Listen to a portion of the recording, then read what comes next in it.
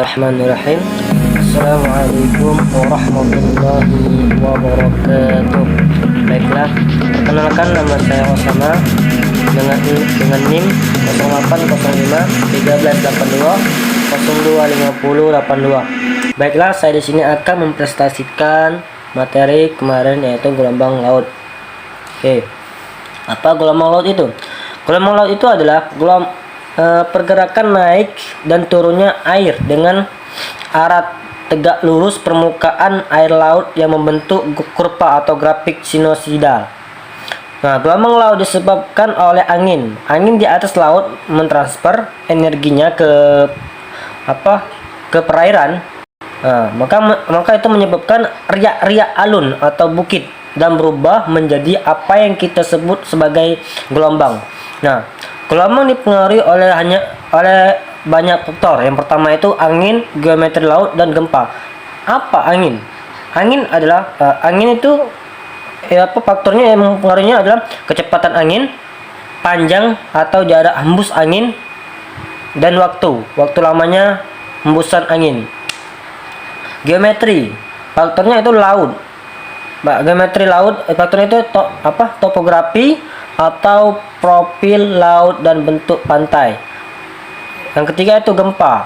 Nah, faktor dari gempa itu apabila terjadinya tsunami sangat kecil atau minor. Nah, klasifikasi macam-macam jenis gelombang laut.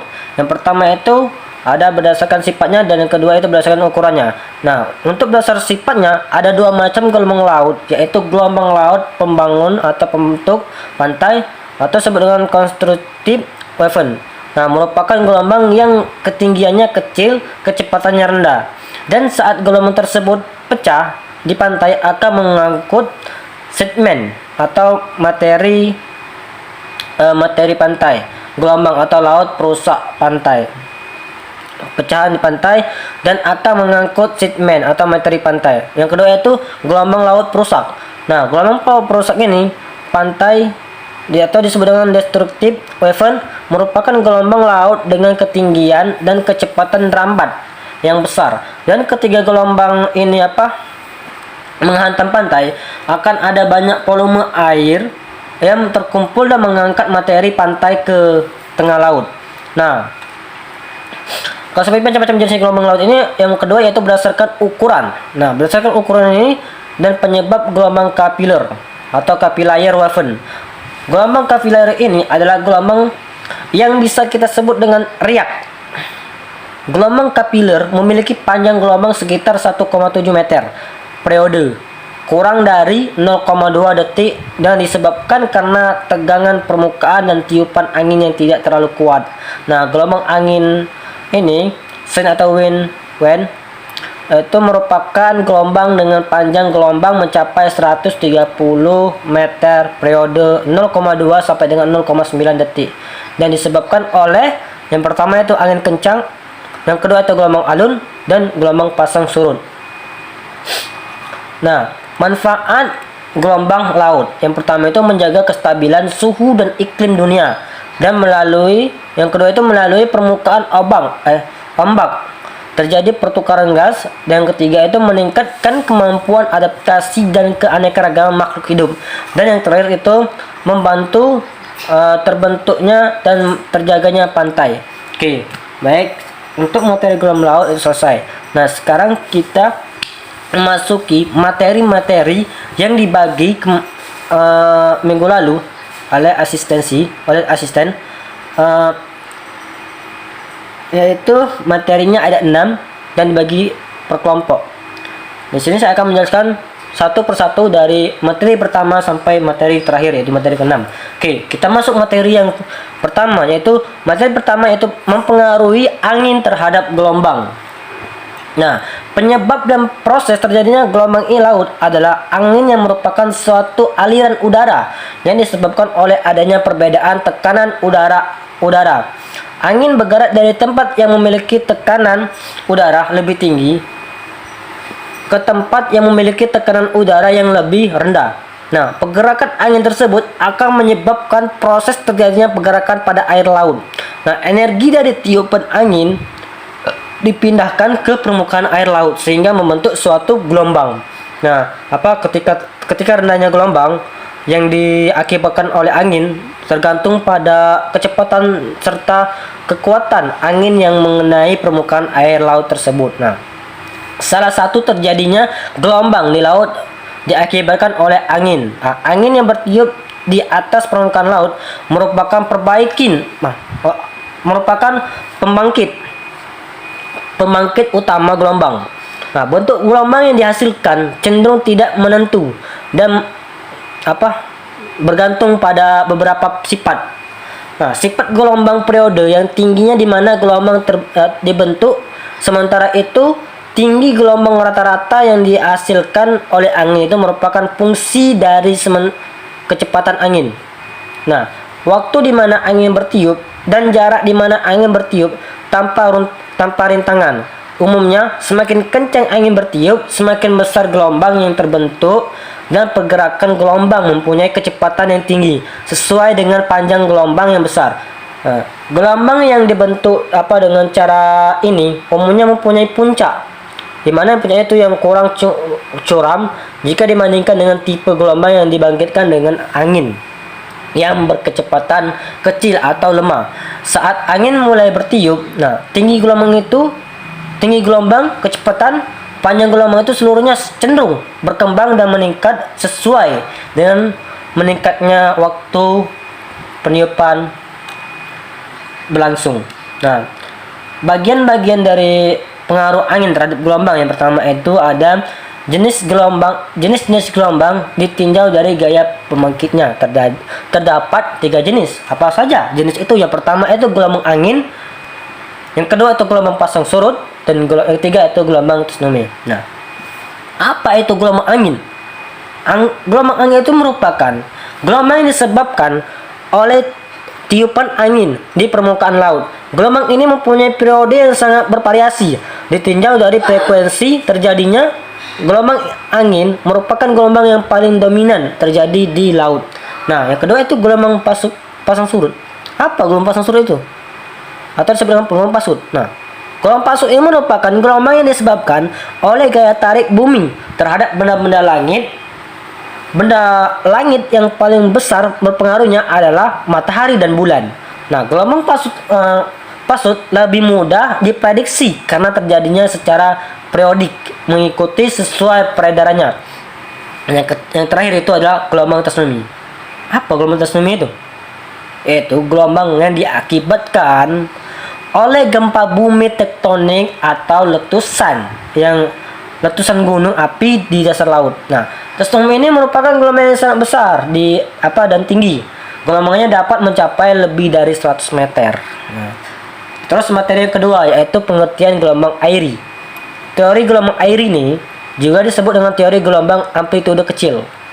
Bahkan asumsi tinggi gelombang adalah sangat kecil jika dibandingkan terhadap panjang gelombang atau kedalaman laut. Periode gelombang diasumsikan sebagai variabel konstan yang tidak berubah terhadap waktu. Bagian pertama itu teori gelombang airi. Nah, teori gelombang airi ini, teori amplitude kecil, diturunkan berdasarkan persamaan Laplace untuk aliran tak rotasi atau irrotational flow. Nah, dengan kondisi batas di dasar laut dan permukaan air, nah terdapat beberapa anggapan yang digunakan untuk menurunkan persamaan gelombang adalah sebagai berikut. Yang pertama itu zat air. Apa zat air? Zat air itu adalah homogen dan tidak termampatkan sehingga rapat massa adalah konstan. Yang kedua itu tegangan permukaan diabaikan. Yang ketiga itu gaya Coriolis. Gaya Coriolis itu adalah akibat perputaran bumi diabaikan. Yang keempat, tekanan pada permukaan air adalah seragam dan konstan. Yang kelima itu zat cair. Zat cair kenapa? Karena dia adalah ideal sehingga berlaku aliran tak rotasi. Yang keenam itu dasar laut. Dasar laut itu adalah horizontal, tetap dan impermeable sehingga kecepatan vertikal di dasar adalah 0. Nah, yang ketujuh itu amplitude gelombang kecil terhadap panjang gelombang dan kedalaman air. Yang terakhir itu gerakan gelombang berbentuk silinder yang tegak lurus. Arah perjalanannya yaitu gelombang, sehingga gelombang adalah 2 dimensi.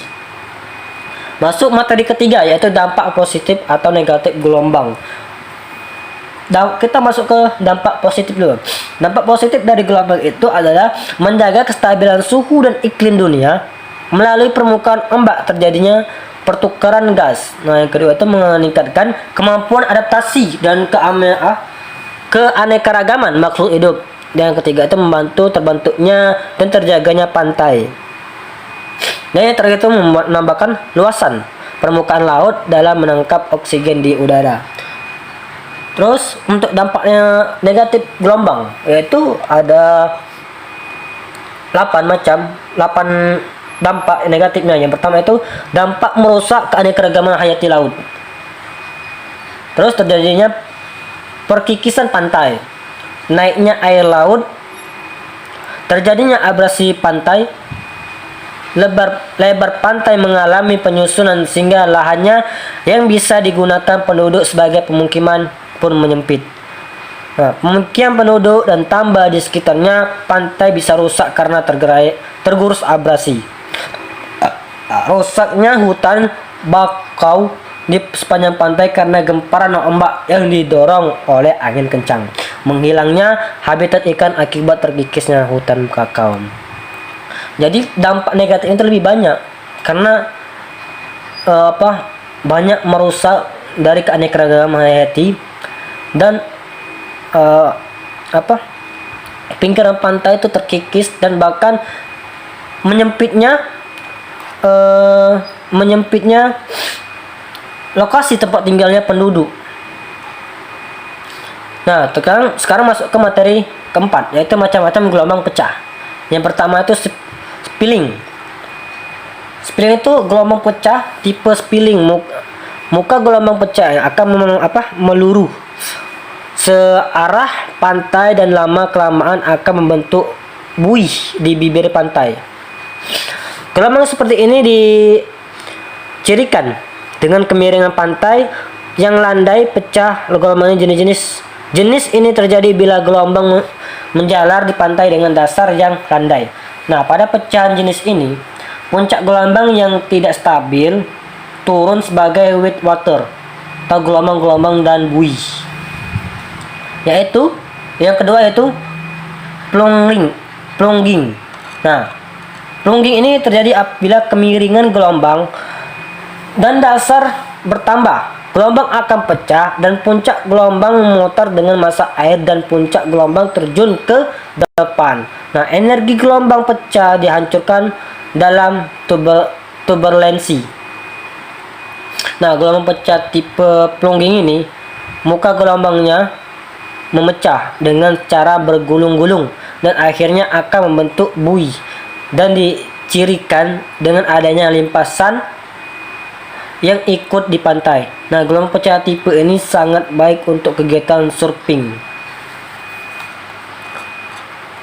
Yang ketiga itu surging. Nah, surging ini pecahan jenis gelombang yang pecahan jenis ini terjadi bila lereng pantai sangat curam. Pada pecahan jenis ini, puncak gelombang naik seperti akan menghujan ke depan. Tetapi kemudian dasar gelombang naik ke atas permukaan pantai sehingga gelombang jatuh dan menghilang. Yang terakhir itu collapsing. Nah, gelombang collapsing ini adalah gelombang pecahan tipe collapsing dan muka gelombang tidak berubah atau tidak pecah. Tetapi semakin mendekati pantai akan membentuk gelombang pipi yang semakin mengecil dan akhirnya akan menghasilkan aliran turbulent atau di bibir pantai. Materi yang terakhir itu yang kelima yaitu gelombang laut. Gelombang laut pada umumnya timbul oleh pengaruh angin. Nah, walaupun masih ada faktor-faktor lain yang dapat menimbulkan gelombang di laut seperti aktivitas seismik di dasar laut, atau gempa letusan gunung api, gerakan kapal, gaya tarik benda angkasa atau bulan dan matahari. Dan gelombang laut dapat juga dijadikan di lapisan dalam pada bidang antara lain dua lapisan air yang mempunyai densitas berbeda. Gelombang ini disebut dengan gelombang dalam interwaves. Nah, gelombang laut akibat bumi. Tadi kan ada gelombang, ini kan gelombang laut. Nah, gelombang laut ini ada berapa akibat yang dijadikan? Yang pertama itu gelombang laut akibat bumi. Nah, itu gempa, akibatnya adalah gempa bumi dapat diartikan sebagai getaran yang berada di permukaan bumi akibat pelepasan energi dari dalam bumi secara tiba-tiba. Nah, gempa bumi disebabkan karena adanya getaran dari kerak bumi atau aktivitas erupsi gunung berapi. Nah, tsunami merupakan contoh dari gelombang akibat gempa bumi. Tsunami ini merupakan pergerakan air diakibatkan dari permukaan laut secara vertikal. Perubahan dari permukaan laut ini dapat dikarenakan gempa bumi yang berasal dari bawah laut, letusan gunung berapi bawah laut, longsor bawah laut, atau hantaman meteor di laut. Nah, gelombang tsunami ini bisa menjalar di segala arah. Tenaga yang tergandung Nah, tenaga yang tergandung di dalam gelombang tsunami itu berdasarkan dengan sekitaran dan laju atau gelombang tsunami tersebut. Nah, di dalam laut kecepatan gelombang tsunami itu hingga 500 sampai dengan 1000 km atau jam. Nah, sama seperti kecepatan pesawat terbang. Gelombang laut akibat tsunami ini tidak selalu terjadi setiap menit atau detik seperti gelombang lainnya. Nah, bencana tsunami yang merupakan salah satu bencana ikut akibat gempa bumi akan terjadi apabila yang pertama itu pusat gempa di bawah dasar laut dan kedalaman. Dan kita masuk ke yang gelombang akibat kapal laut. Apa itu gelombang akibat kapal laut? Nah, jadi gelombang akibat kapal laut itu pada dasarnya kapal yang berada di atas permukaan laut akan selalu memperoleh gaya eksternal yang menyebabkan kapal bergerak atau ship moving. Nah, gerakan kapal ini disebabkan adanya faktor dari luar, terutama oleh gelombang. Dalam memperoleh perlakuan dari gelombang, kapal mengalami dua jenis gerakan, yaitu yang pertama gerakan rotasi. Nah, gerakan ini merupakan gerakan putaran. Dan yang kedua itu gerakan linier. Nah, gerakan ini merupakan gerakan lurus beraturan sesuai dengan sumbunya. Kita masuk ke materi yang terakhir, yaitu gelombang konstruktif dan destruktif serta dampaknya. Oke. Yang pertama itu baiklah, kita akan membahas yang pertama, yaitu gelombang konstruktif. Gelombang konstruktif merupakan gelombang laut yang bersifat membangun atau membentuk pantai. Nah, karakteristik dan gelombang ini adalah memiliki panjang gelombang yang besar, tinggi gelombangnya yang rendah, kurang dari 1 meter, dan memiliki frekuensi yang rendah, 8 sampai dengan 10 gelombang per menitnya. Nah, gelombang konstruktif ini memiliki energi yang lebih besar ketika swash atau hempasan air menuju pantai dibandingkan dengan backwash, aliran air kembali ke laut. Nah, backwash yang lebih lemah ini menyebabkan sedmen yang terbawa ke pantai tersebut tidak mampu terbawa kembali oleh aliran air untuk kembali ke laut. Nah, oleh karena itu sedmen tersebut terperangkap dan merumpuk sehingga membentuk struktur pantai. Interferensi konstruktif terjadi ketika gelombang bertemu.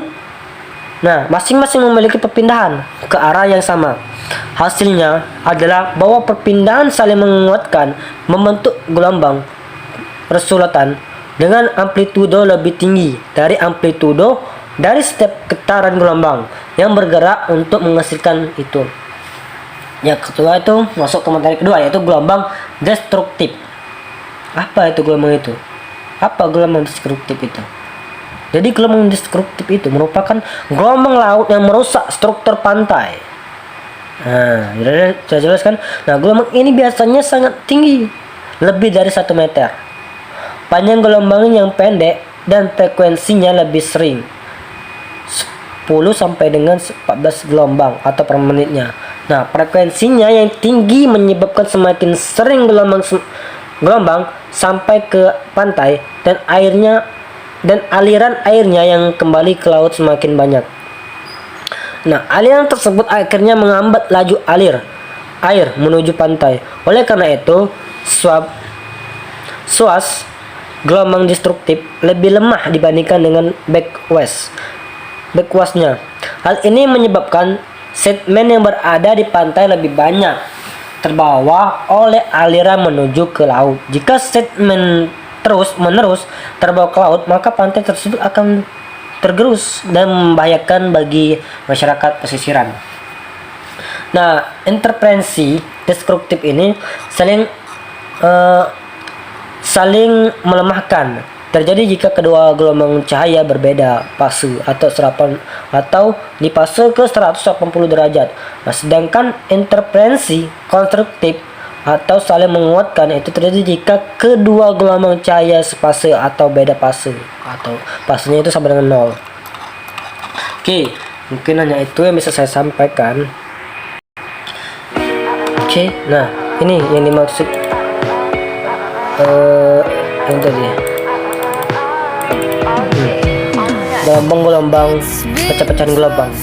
Ini adalah surging, ini adalah gelombang surging, ya ini adalah gelombang flogging, dan yang ini adalah gelombang sipling, lihat kan lebih tinggi, dan yang ini adalah collapsing. Jadi inilah bentuk pecah-pecahan gelombang.